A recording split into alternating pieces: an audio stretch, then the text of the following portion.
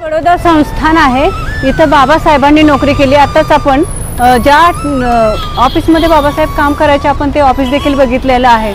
तिथं बाबासाहेबांची खुर्ची टेबल आहे, फोटो आहे। याच ऑफिसामध्ये doctor Babasaheb Ambedkar defence secretary असताना मध्ये बसायचे आणि हेच ऑफिस आहे ज्याचं वर्णन करण्यात येते इतिहासामध्ये की इथे डॉक्टर बाबासाहेब आंबेडकरांना पिऊन फाईल फेकून द्यायचा। गुजरात राज्यातील बडोदा शहरातील संकल्पभूमी। नमो बुद्धाय। धम्म बांधवांनो, मी धम्मप्रिय रवींद्र उर्फे रवींद्र घाडे, विजिलन्स आणि क्राइम इन्स्पेक्टर। तर हेच ते झाड आहे, हे वडाचं झाड आपण बघतोय। इथं परिसरामध्ये बाबासाहेब येऊन खूप रडलेले आहेत आणि त्यांनी त्याच वेळेस संकल्प सन 1918 मिस्टर आंबेडकर, आज संध्याकाळपर्यंत हे घर रिकाम करा, अन्यथा परिणाम वाईट होतील। हातात लाट्या काट्या घेऊन काही धिप्पाड तरुण बाबासाहेबांना धमकावून गेले। तो दिवस बाबासाहेबांचा बडोदा संस्थानातला 11वा दिवस होता। अगदी अचूक ओळखलत। तर आज आपण चाललोय गुजरात मधील बडोद्यातील संकल्पभूमीला, जिथं जातीवादामुळे बाबासाहेबांच्या डोळ्यात अश्रू आले होते, जिथं बाबासाहेबांचा अपमान झाला होता, त्याच अपमान रूपी झळांचं रूपांतर संकल्प रूपी वनव्यास झालं होतं। त्याच गुजरात राज्यातील बडोदा येथे स्थित असलेल्या संकल्पभूमी येथे पोहोचण्यासाठी रेल्वे, विमान आणि बस असं तिन्ही पर्याय उपलब्ध आहेत। परंतु महिलांना महामंडळाच्या एसटीनं अर्ध तिकीट असल्या कारणानं रेल्वे आणि एसटी यांच्या तिकिटांच्या दरात जास्त फरक वाटला नाही आणि म्हणूनच आम्ही महिलांनी महामंडळाचा लालपरीचा पर्याय निवडला। तर पुणे ते बडोदा हा 12 तासांचा 580 किलोमीटरचा प्रवास लालपरीतून करण्याचा अनुभव अगदी वेगळाच होता। प्रवासादरम्यान एक एक जिल्हा पार करत कधी गुजरात राज्याच्या सीमेवर येऊन पोहोचलो ते कळलंच नाही। तसं गुजरात आणि महाराष्ट्र यांचे अगदी जवळचं नातं हे आपणा सर्वांनाच माहित आहे। तर गुजरात राज्यातून प्रवास करताना छोटे मोठे डोंगर, घाट, नद्या यांचं सातत्यानं दर्शत होतं आणि या निसर्गरूपी सौंदर्याकडे पाहून मन अगदी सुखावून जात होतं। मध्येच कुठेतरी गाव, खेडी, छोट्या छोट्या झोपड्या रेखाटलेल्या दिसत होत्या। त्या पाहून तर आमच्या गावाकडच्या लहानपणीच्या आठवणी जाग्या झाल्या आणि असं वेगवेगळ्या प्रकारे प्रवासातील निसर्ग हा आमच्या प्रवासातील 12 तासांचा सोबती बनला आणि त्याच्या सानिध्यात 12 तासांचा प्रवास पार करून कधी बडोदा संस्थानातील संकल्पभूमीला येऊन पोहोचलो हे कळलंच नाही। तर आता आपण बडोद्यातील सयाजी बाग येथील संकल्पभूमी या ठिकाणी आलेलो आहोत।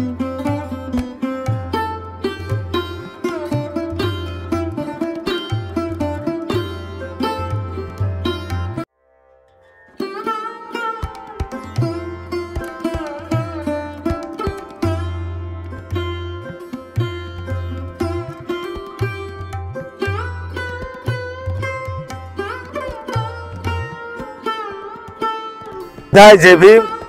आपण बघत आहोत बडोदा शहरामध्ये हे डॉक्टर बाबासाहेब आंबेडकरांचं प्रतीक, संकल्पभूमी या स्मारकाचं प्रतीक डॉक्टर बाबासाहेब आंबेडकर स्मारक संकल्प भूमी हे डॉक्टर बाबासाहेब आंबेडकरांचं म्युझियम आहे. 3 माळाचं आहे. गुजरात सरकारने बनवलेलं आहे. भारताचं प्रथम digital doctor Babasaheb Ambedkar museum 3 माळाचं आहे. Central AC. इथं डॉक्टर बाबासाहेब आंबेडकरांच्या जन्मापासून त्यांनी केलेले कार्य, त्यांनी केलेले संघर्ष, त्यांनी महाडचा सत्याग्रह केला, त्यांनी कलाराम मंदिर सत्याग्रह केला, त्यांनी येवला मुकामी घोषणा केली, त्यानंतर संविधान कसं निर्माण केलं त्याबद्दलची संपूर्ण माहिती बडोद्याच्या या डॉक्टर बाबासाहेब आंबेडकर स्मारक संकल्प भूमी मध्ये भारताच्या कोणत्याही आंबेडकरवादी कोणत्याही नागरिकाला बघायला मिळणार आहे. आज इथे पुण्यावरून मॅडम कांबळे आलेल्या आहेत.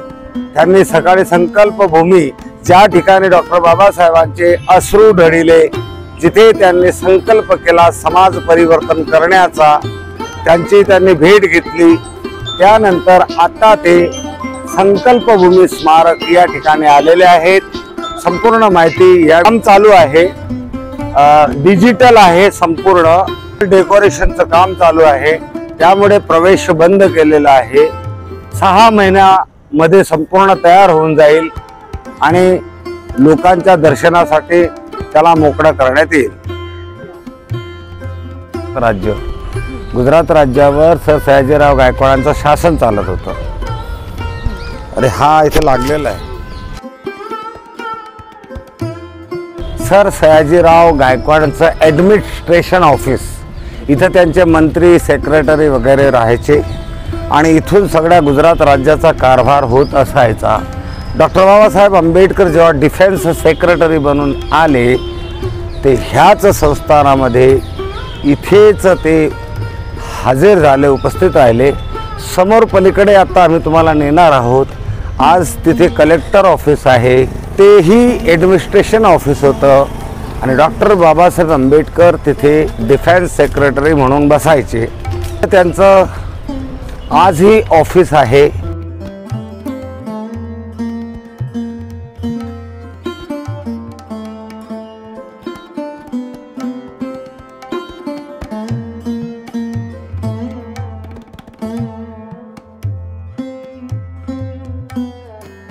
डॉक्टर बाबासाहेब आंबेडकर स्मृती भवन ही ती कोठी कचेरी बिल्डिंग आहे आणि डावीकडे तुम्ही बघाल तर आज इथे कलेक्टर ऑफिस आहे. इथे बडोद्याचे कलेक्टर बसतात आणि ही जी समोरची इमारत तुम्ही बघत आहात इथं बडोदा रूरल DSP DIG बसतात. होमगार्डचंही इथेच ऑफिस आहेत आणि इथूनच आजही बडोदा शहराचा कारभार सांभाळला जातो. इथं दरवर्षी 23 सप्टेंबरला हजारो लोक डॉक्टर बाबासाहेब आंबेडकरांचा तो कमरा जे ऑफिस आहे ते ऑफिस बघण्यासाठी याची या आपण तुम्हाला दाखवतो समोर.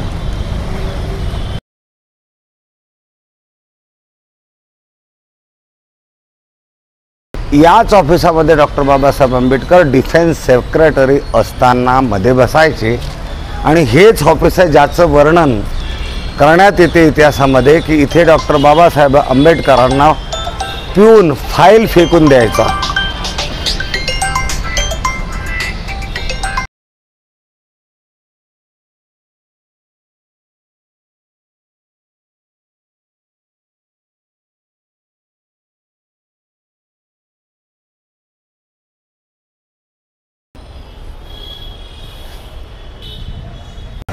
तर हे बडोदा संस्थान आहे. इथं बाबासाहेबांनी नोकरी केली. आताच आपण ज्या ऑफिसमध्ये बाबासाहेब काम करायचे आपण ते ऑफिस देखील बघितलेलं आहे. तिथं बाबासाहेबांची फोटो आहे, बाबासाहेबांची खुर्ची टेबल आहे. ह्या स्वरूपातलं संस्थान आहे. जेव्हा तेव्हा होतं. आता फक्त याला कलर वगैरे दिलं जातं इतकंच, नाहीतर तसंच्या तसं तर आपण आता पारशी सराय नाही बघू शकत. जिथं बाबासाहेब राहायला होते ते पारशी सराय आता आपण नाही बघू शकत, कारण त्या ठिकाणी त्यांनी मोठं हॉस्पिटल उभं केलेलं आहे. त्याच्यामुळे ती जागा आपल्याला ओळखता येणार नाही, परंतु ते हॉस्पिटल आपण दाखवणार आहोत. तर हेच ते गुजरातमधील बडोदा संस्थानातील संकल्प भूमी उद्यान, जिथे बाबासाहेबांना अश्रू गाळावे लागले, जिथे बाबासाहेबांनी संकल्प केला आणि त्या संकल्पातून जन्मास आली एक चळवळ, ज्या चळवळीनं 9 कोटी लेकरांना दलदलीतून काढून दिल्लीच्या तख्तावर नेऊन बसवले. तर याच बडोदा शहराविषयी बोलायचं झालं तर या गुजरातची औद्योगिक राजधानी म्हणून या बडोदा शहराला ओळखलं जातं. तसेच या शहरामध्ये वडाच्या झाडांची संख्या जास्त प्रमाणात असल्या कारणानं याला वडोदरा असं नाव पडलं. आणि या बडोद्याचे महाराज म्हणजे सयाजीराव गायकवाड अत्यंत पुरोगामी विचाराचे. ते अस्पृश्यता मानत नसायचे.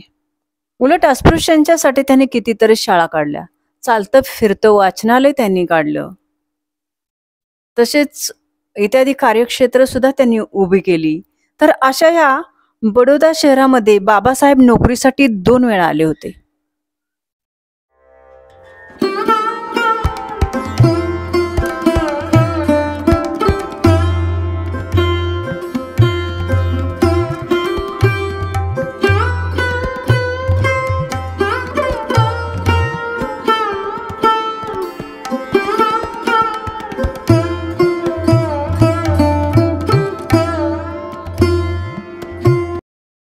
तर बाबासाहेबांना याच बडोदा सरकारने त्यावेळी शिष्यवृत्ती प्रदान केली होती व त्या शिष्यवृत्तीचा बाबासाहेब आणि बडोदा संस्थानामध्ये एक करार झाला. ज्या कराराप्रमाणे बाबासाहेबांना शिक्षण पूर्ण झाल्यानंतर बडोदा संस्थानात नोकरीस रुजू होणं हे बंधनकारक होतं. आणि म्हणून सर्वात आधी सन 1913 बाबासाहेब येथे नोकरीस रुजू झाले होते. त्यावेळी बाबासाहेबांना आपल्या वडिलांना गमवावे लागले होते. 1913 बाबासाहेबांनी आपल्या वडिलांचा विरोध पत्करून बडोद्याला आले होते. त्यावेळेस त्यांचे राहण्याची व जेवणाची काही अडचण आल्या नव्हत्या, कारण पंडित आत्माराम ज्यांना बाबासाहेब ओळखत सुद्धा नव्हते, परंतु पंडित आत्माराम हे बाबासाहेबांच्या बुद्धिमत्तेमुळे, त्यांच्या विद्वत्तेमुळे बाबासाहेबांवर प्रभावित होते व त्यांना बाबासाहेब संस्थानात येणार आहेत याची आधीच बातमी कळाली होती. तर पहिल्याच दिवशी बाबासाहेब ज्या कचेरीत रुजू झाले होते त्याच कचेरीच्या परिसरात कुठे राहण्याची व जेवणाची सोय आहे का याची चौकशी करत होते. आणि चौकशी करत असताना राहण्याची जागा उपलब्ध आहे, परंतु तुमची जात काय, असा प्रश्न बाबासाहेबांना एका युवकाने विचारला. त्याच वेळेस अचानक बाबासाहेबांच्या खांद्यावर कोणीतरी हात ठेवला. तर बाबासाहेबांनी मागं वळून बघितलं तर एक अनोळखी व्यक्ती, आता ही व्यक्ती दुसरी तिसरी कोणी नसून पंडित आत्माराम, जे बडोदा संस्थानामध्ये अस्पृश्यांचे शिक्षक म्हणून रुजू होते. तर ते बाबासाहेबांना म्हणतात, भीमराव, तुम्ही मला ओळखत नाही, परंतु मी तुम्हास ओळखतो.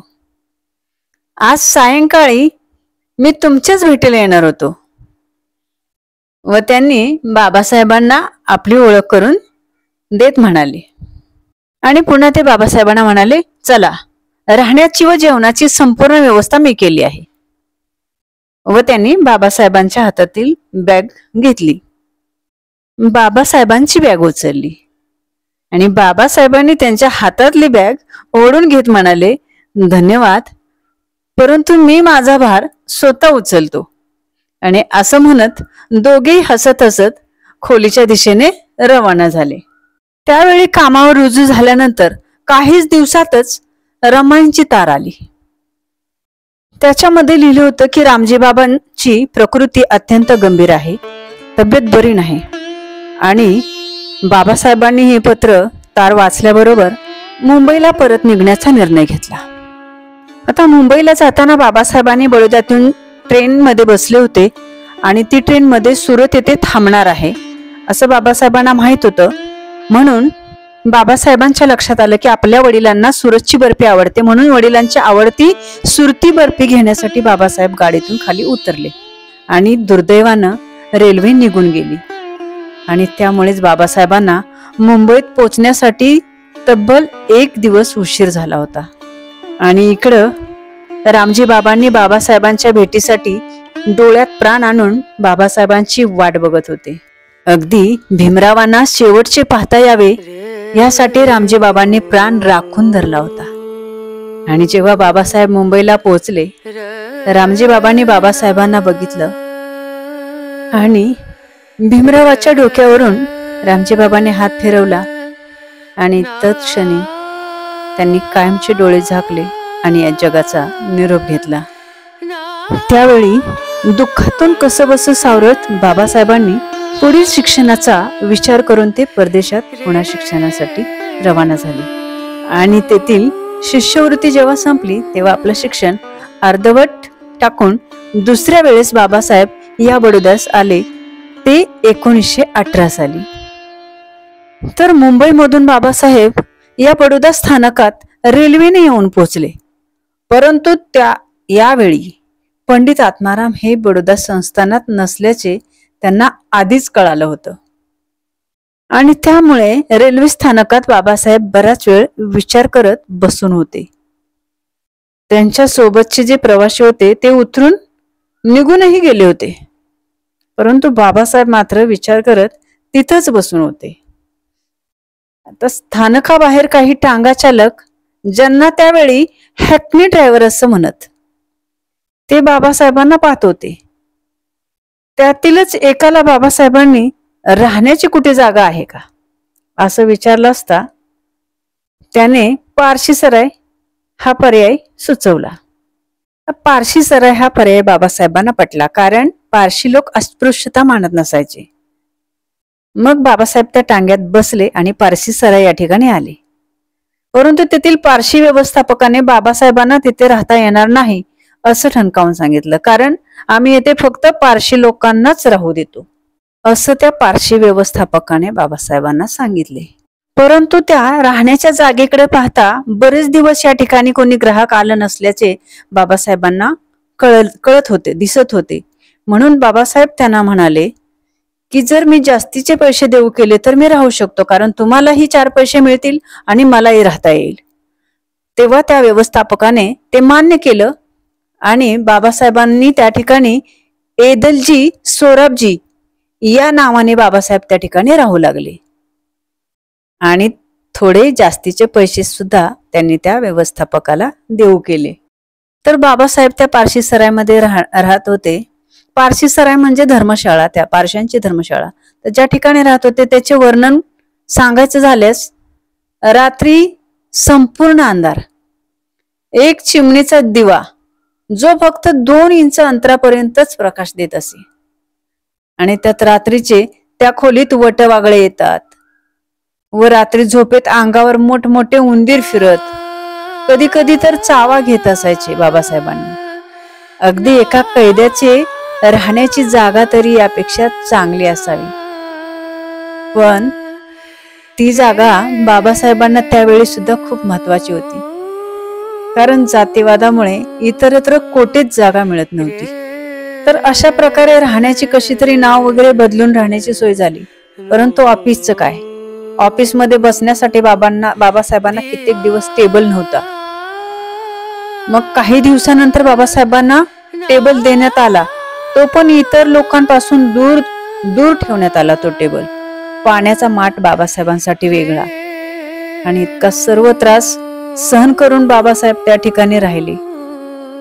परंतु त्याच दरम्यान 11व्या दिवशी काही लोक लाट्या काट्या घेऊन आले आणि बाबासाहेबांना म्हणू लागले, आम्हाला माहित आहे तू कोण आहेस, तू अस्पृश्य आहेस आणि तू आमचा पारशी सराय बाटवला आहेस, तर तू आज संध्याकाळपर्यंत हे घर खाली कर, अन्यथा त्याचे परिणाम वाईट होतील असं म्हणत काही तरुण ते बाबासाहेबांना धमकावून निघून गेले. आणि या सर्व प्रकारानंतर बाबासाहेब उद्यानात येऊन बसले. हेच ते उद्यान जिथं आता आपण उभे आहोत, आपण हे दाखवतो, हेच ते उद्यान. त्या उद्यानात येऊन बसले. रात्री 9ची रेल्वे होती, परंतु ती रेल्वे सुद्धा सुटली. आता पुन्हा पारशी सरायला जावं तर ती माणसं पुन्हा आपल्यासोबत वाद घालतील किंवा जीवाला धोका सुद्धा करतील. परंतु तशीच हिंमत दाखवत बाबासाहेब सरायला गेले आणि आपलं सामान घेऊन आले व त्या उद्यानात त्यांनी रात्र काढली. त्यावेळी खूप थंडी होती, त्यातच प्लेगचे दिवस होते, प्लेगची साथ होती. त्यात बाबासाहेबांच्याकडे अंतरण्यासाठी कांबरण्यासाठी काहीच नव्हतं. तहानेने भुकेने जीव व्याकुळ झाला होता आणि तशातच बाबासाहेबांना खूप ताप आला. त्यावेळी त्या झाडाखाली बसून बाबासाहेब विचार करू लागले की मी एवढ्या विलायतीवरून उच्च शिक्षण घेऊन आलेलो असताना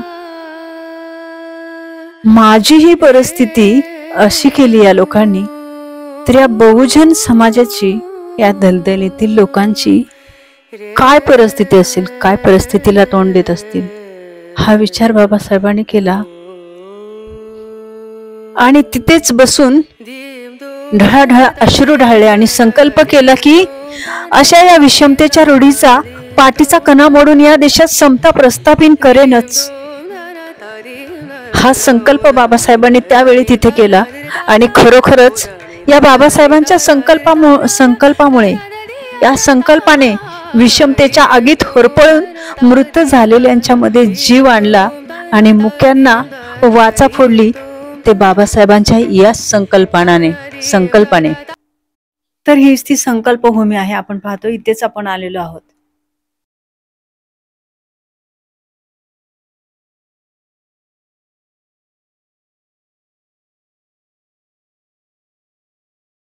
तर हेच ते संकल्पभूमीमधील वडाचं झाड, ज्या झाडाखाली बाबासाहेबांनी अश्रू गाळले होते. आणि हीच ती बाग आहे.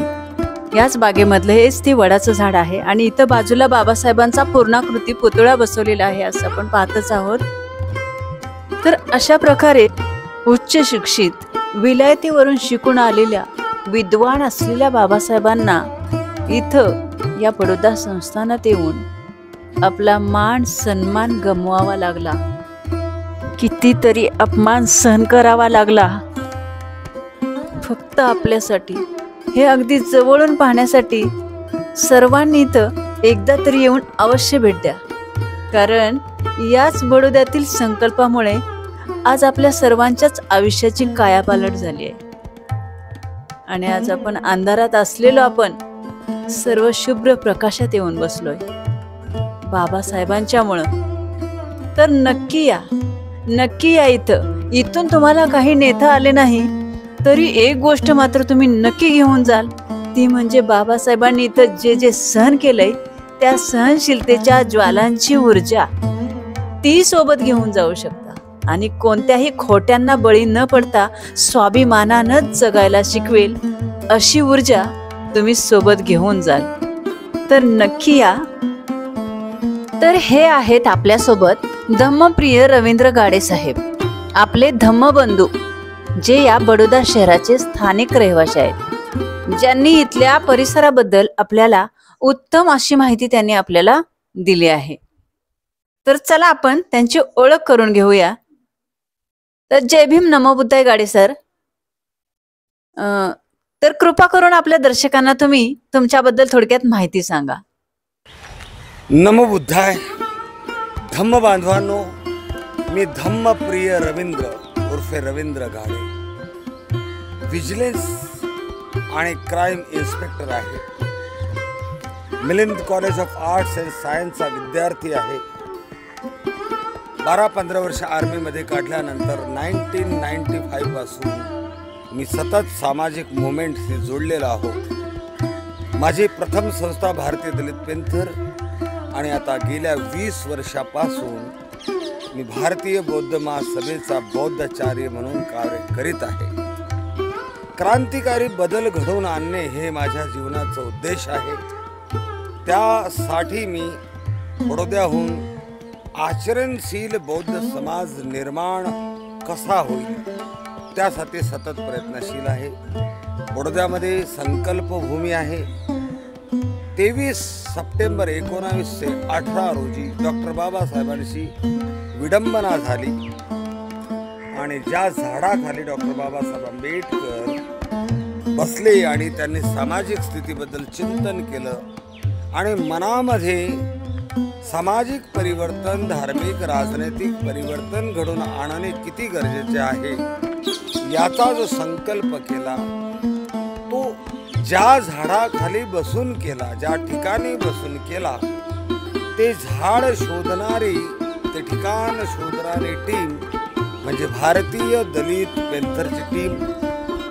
अनेक त्यात लोक होते.